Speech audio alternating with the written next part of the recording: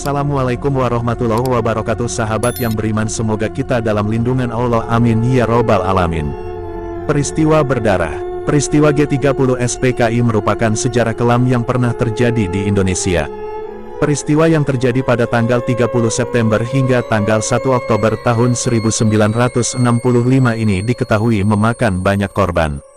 Salah satunya adalah Kolonel Anumerta, Jenderal Sugiono Mamunwiyoto, yang dibantai PKI. Tonton sampai habis biar tidak salah faham dan menambah wawasan kita dalam sejarah. Selamat menonton. Upaya pemberontakan PKI juga menelan korban di Jogja. Dua perwira Angkatan Darat AD dibantai dengan sadis di kota pelajar ini. Satu korban kekejaman PKI adalah Kasrem 072 Pamungkas Letkol In Sugiono. Dia dibunuh pada tanggal 1 Oktober tahun 1965. Oleh PKI dia dimasukkan dalam lubang kotak segi panjang berukuran 3x 5 meter. Selain Letkol Sugiono, Kolonel In Katamso juga dibunuh dan dimasukkan dalam lubang yang sama. Putra ke-6 Kolonel In Anumerta Sugiono, Ganis Priyono menceritakan, ayahnya dibunuh dengan sadis. Dia dipukul dengan kunci mortir peluru kendali yang ukurannya besar di markas Batalion L.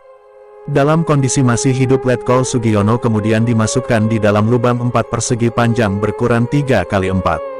Dia dilempar ke dalam lubang tepat di atas Kolonel In Katamso yang sudah meninggal.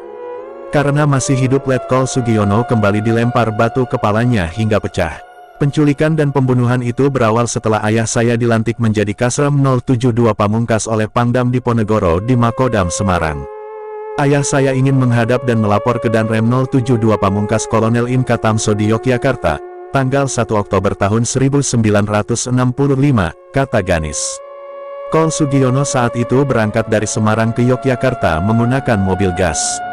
Sampai di Magelang, diberhentikan oleh Kapten Suryotomo dan diminta untuk tidak meneruskan perjalanan ke Yogyakarta, sebab situasi Yogyakarta sedang kacau dan tidak aman. Namun hal itu tidak diindahkan dan tetap melanjutkan perjalanan ke Yogyakarta. Meski sudah dicegah, tetapi ayahnya ngeyel. Sebab merasa harus menjalankan tugas melapor Danrem, jika sudah diangkat menjadi Kasrem, sehingga harus menemui Danrem di Yogyakarta, kata Ganis.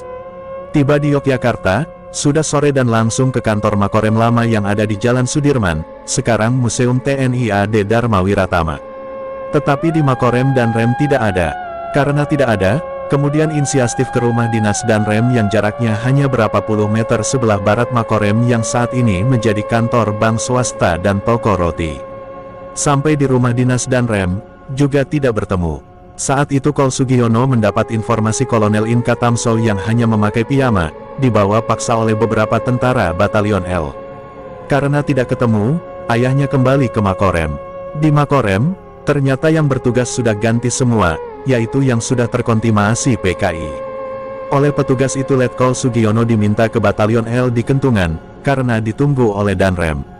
Karena ingin menemui Danrem, tanpa curiga, Letkol Sugiono pun berangkat ke sana. Setelah itu, ayahnya langsung menuju Batalion L di Kentungan dengan naik mobil gas. Sampai di lokasi setelah turun dari mobil, langsung dipukul pakai kunci mortir peluru kendali yang ukurannya besar. Ayahnya pun langsung tersungkur dan diseret ke lubang yang telah disiapkan di ujung Batalion L. Namun lubang di Kentungan beda dengan di Lubang Buaya Jakarta. Kalau di Jakarta bundar seperti sumur, di Keniten bentuknya kotak segi panjang berukuran 3x 5 meter, paparnya. Kemudian dimasukkan dalam lubang tersebut. Saat itu di dalamnya sudah ada Kolonel In Katamso yang sudah meninggal yang hanya pakai piyama, sedangkan ayahnya berada di atasnya dengan pakaian dinas lengkap.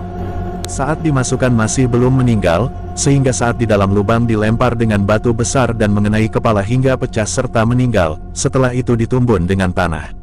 Beberapa hari keluarga kami dan Pak Katamso saling komunikasi, kok keduanya hilang tanpa berita, katanya. Kemudian ada orang yang memberi informasi ke Korem Pamungkas, jika pada tanggal 1 Oktober tahun 1965 terjadi pembantaian di halaman belakang Batalion L. Anggota dan staf Korem menindaklanjuti laporan itu dengan menggelar rapat dan diputuskan akan membongkar lokasi tempat pembantaian tersebut. Untuk mengamankan lokasi, maka semua anggota Batalion L diberangkatkan ke Sumatera. Sehingga barak kosong dan sepi. Orang yang memberi informasi itu menunjukkan tempat pembantaian yang ditandai dengan tanaman pohon pisang berbuah. Setelah diselidiki ditemukan tempat itu dan saat dicabut pohon pisang itu tidak ada akarnya dan sudah layu. Tempat tersebut lalu digali dan ditemukan ada jasad yang diduga ayahnya. Hal itu Karema masih memakai seragam dinas lengkap dan ada tulisan Sugiono serta ada KTP. Pengalian diteruskan dan ditemukan jasad lagi hanya pakai piyama dan tidak ada identitas. Setelah diangkat sudah rusak dan dibawa ke rumah sakit tentara di Kota Baru, Yogyakarta untuk forensik. Keduanya ditemukan tanggal 21 Oktober tahun 1965. Hasil forensik, yang dilakukan Dr. Sutarto yang sekarang jadi Namas RSDKT di Kota Baru, jasad yang pakai piyama Pak Katamso dan yang pakai seragam Sugiono. Setelah itu disemayamkan di Makorem, selanjutnya dimakamkan di Taman Makan Pahlawan TMP Kusumanegara, ujarnya. Sugiono yang gugur dalam menjalankan tugas dan dimakamkan di TMP Kusumanegara ditetapkan sebagai pahlawan revolusi berdasarkan surat. Bila ada kesalahan saya mohon maaf sebesar-besarnya dari Kodi Channel dan bila suka dengan sejarah ini tekan tombol subscribe dan bunyikan loncengnya biar tidak ketinggalan kisah dan sejarah dari Kodi Channel. Assalamualaikum warahmatullahi wabarakatuh.